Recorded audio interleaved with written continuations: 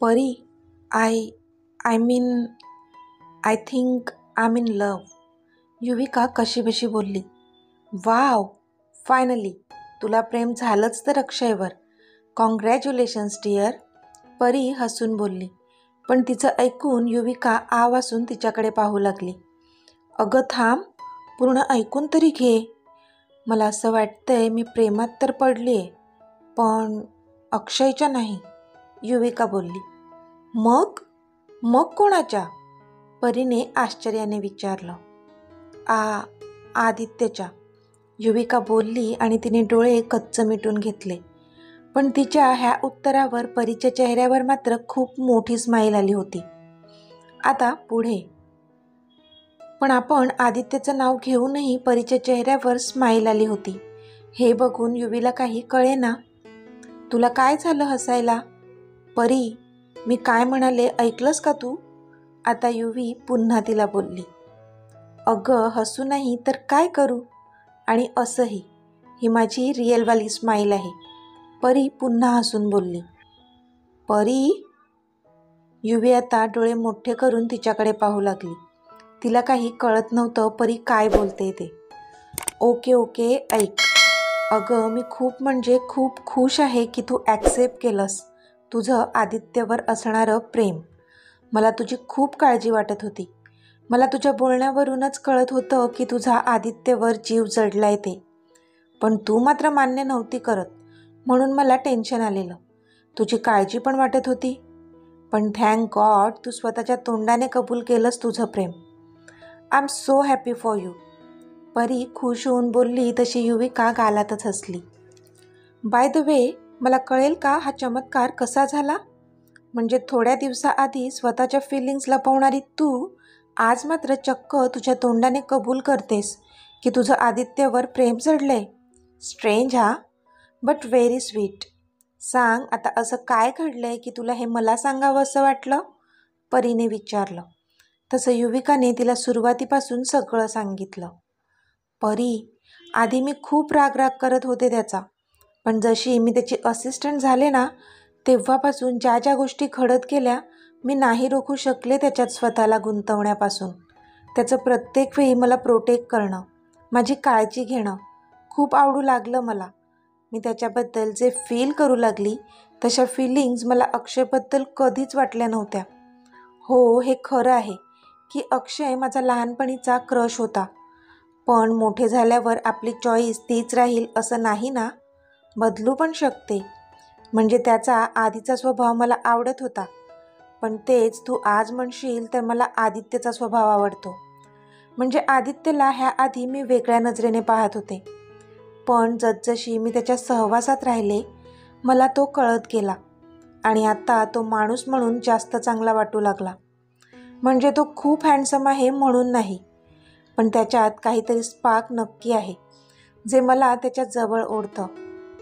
तो जवळ असला ना की मी माझी नाही राहत, एका वेगळ्याच उंचीवर घेऊन जातो तो मला. त्याचं जवळ असणं खूप आनंद देऊन जातो मला.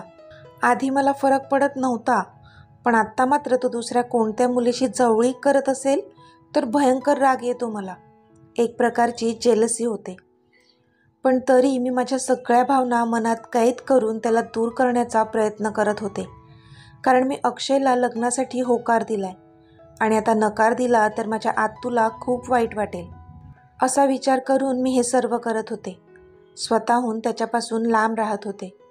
त्याला माझ्यापासून दूर राहायला सांगत होते. पण तो आता US ला आहे, म्हणजेच माझ्यापासून खूप दूर. मला वाटलं होतं की तो दूर गेल्याने सगळे प्रश्न सुटतील, पण नाही परी. झालं असं की तो जेव्हापासून माझ्या नजरेपासून दूर गेलाय ना, मला ना काहीच सुधरत नाही. जीव तर नुसता वेडा झालाय त्याला एक नजर पाहण्यासाठी, पण तो काही दिसतच नाही. त्याचा आवाज ऐकावासा वाटतो, पण तो माझा फोन पण घेत नाही. कधी त्याला एकदा पाहते, त्याच्याशी बोलते असं झालंय मला परी. मला तर स्वप्नात पण तोच दिसतो. मी खूप प्रयत्न केला त्याच्यापासून दूर राहण्याचा, पण माझ्याने नाही होत आहे. अजून तर 4 दिवस झालेत त्याला US ला जाऊन, तरी माझी ही हालत आहे. मग तूच सांग ह्याला मी काय म्हणू? हे प्रेम नाही तर अजून काय आहे? युविका बोलत होती, पण तिच्या डोळ्यांतून अश्रू पण बाहेर पडत होते. हे युवी, तू शांत हो बघू आधी. परी आता तिच्या जवळ जाऊन बसली आणि तिला शांत करू लागली. तशी थोड्या वेळाने युवी शांत झाली. युवी, तू तर प्रेमावर एक मोठा निबंधच सांगितला ग. परी तिला डोळा मारून बोलली. तशी युवी तिच्याकडे डोळे बारीक करून पाहू लागली. ओके सॉरी, पण ठीक आहे ना, तुला आदित्य आवडतो, तुझं त्याच्यावर प्रेम आहे, तर मग आहे तर आहे, ह्यात काहीच चुकीचं नाही. हेच मी तुला ह्या आधीही समजावत होते. आणि अजून तुझं अक्षयशी लग्न नाही झालंय, त्याआधीच तुला आधीवर प्रेम झालं आहे.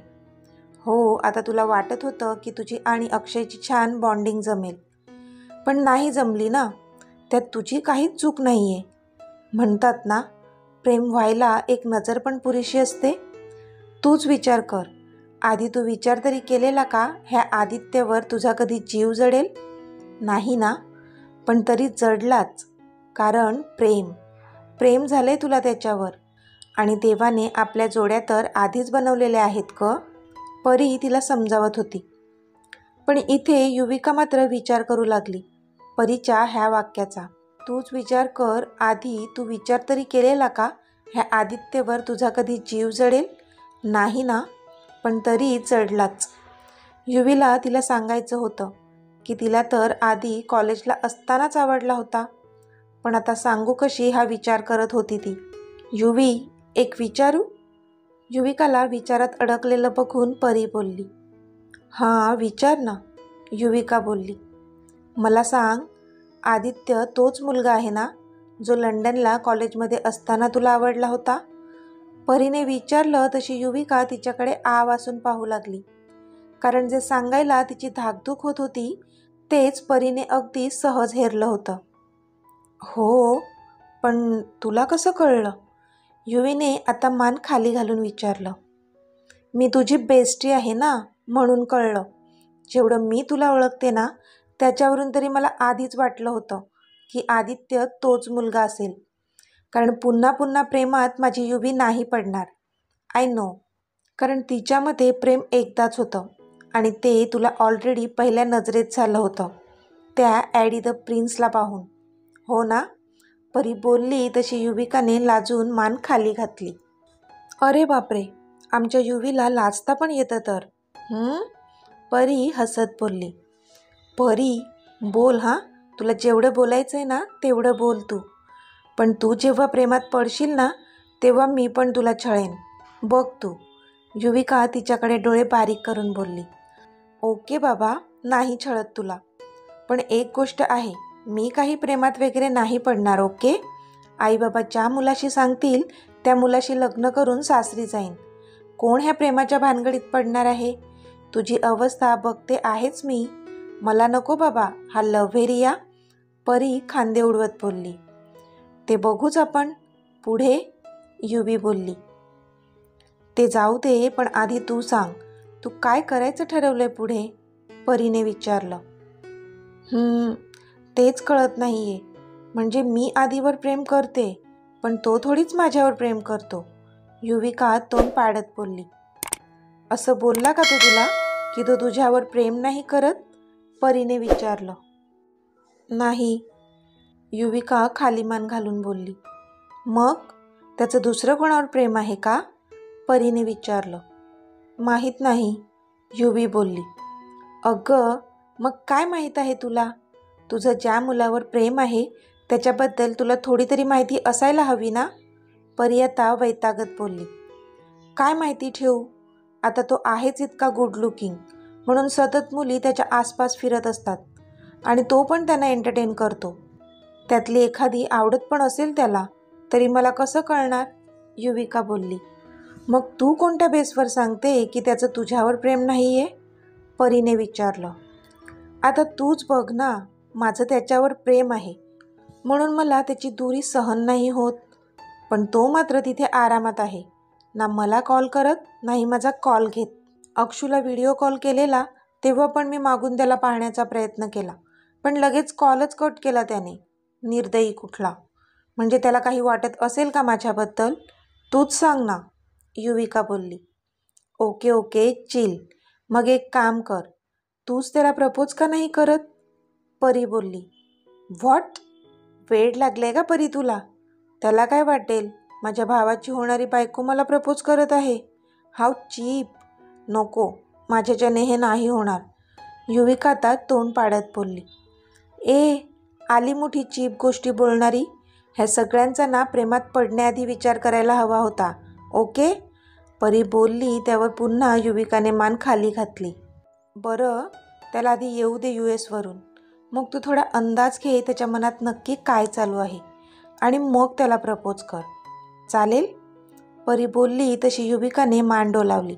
भले तिला नव्हतं पटत त्याला असं प्रपोज वगैरे करणं, पण सध्या तरी ती हो बोलली होती परीला.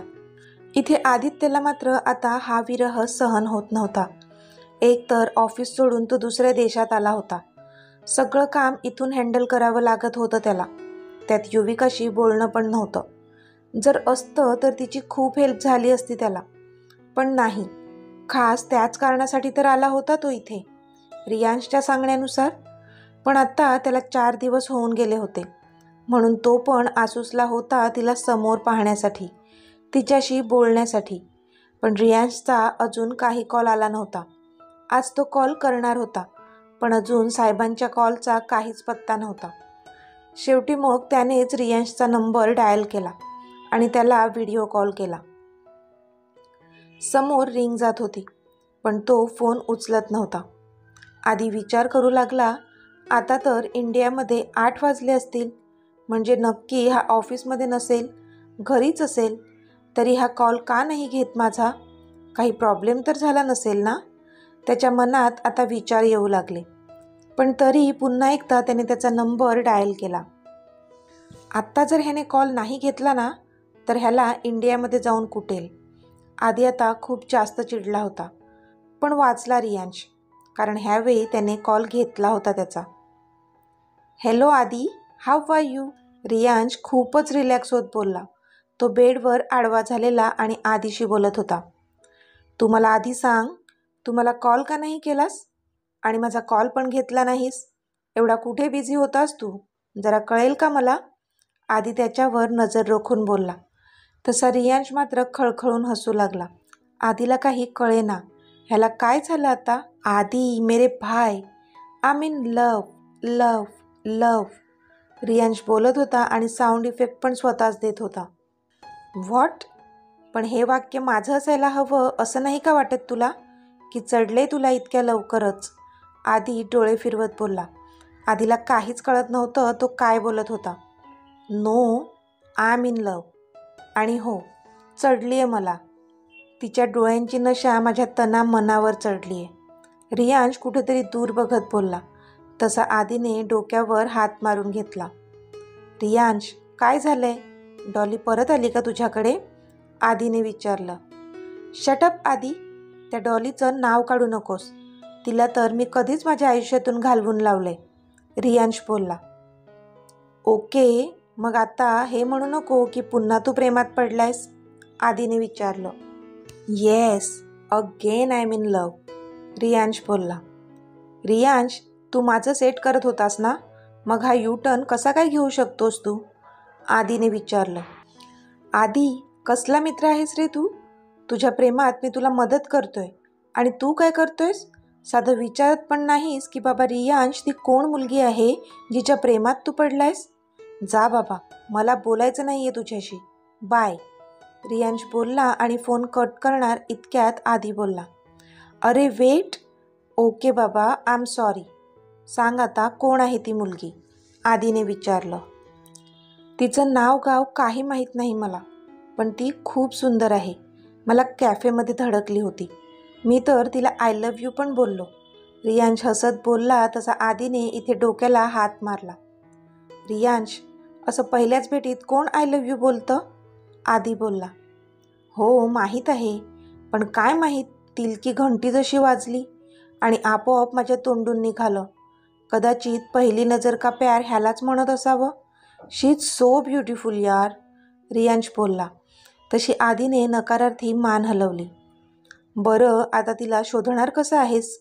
तिचा नाव पत्ता तर काहीच माहीत नाही आहे, आदी बोलला. तू ये इंडियामध्ये, मग आपण दोघं मिळून शोधू. रियांश बोलला.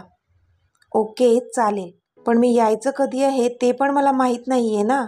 पुढे काय करायचं आहे? अजून किती दिवस मला इथे थांबवणार आहेस तू? मला आता नाही राहावं तिला बघितल्याशिवाय.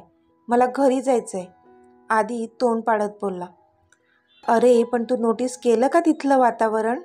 म्हणजे तू बघणार होतास ना तिचं बिहेवियर CCTVमध्ये? मग पाहिलंस का? रियांशने विचारलं. हो पाहिलं. ती तर फक्त वेडी व्हायची तेवढी बाकी आहे. खूप झुरते माझ्यासाठी. आय थिंक शी लव्ज मी, आदी ब्लश करत बोलला. अरे मेरे चेले, किती ब्लश होतोय. गुड. पण जर असं असेल तर मग ओके, रियांश बोलला आणि त्याने आदीला पुढचा प्लॅन सांगितला. तसा आदी गालातच हसला. तर मित्रमैत्रिणींनो, आजचा भाग तुम्हाला कसा वाटला ते मला कमेंटमध्ये सांगा. आणि जर आवडला असेल तर व्हिडिओला लाईक करा, शेअर करा आणि चॅनलला सबस्क्राईब करून बाजूची घंटी नक्की दाबा. चला तर भेटूया आपल्या पुढच्या भागात. तोपर्यंत धन्यवाद.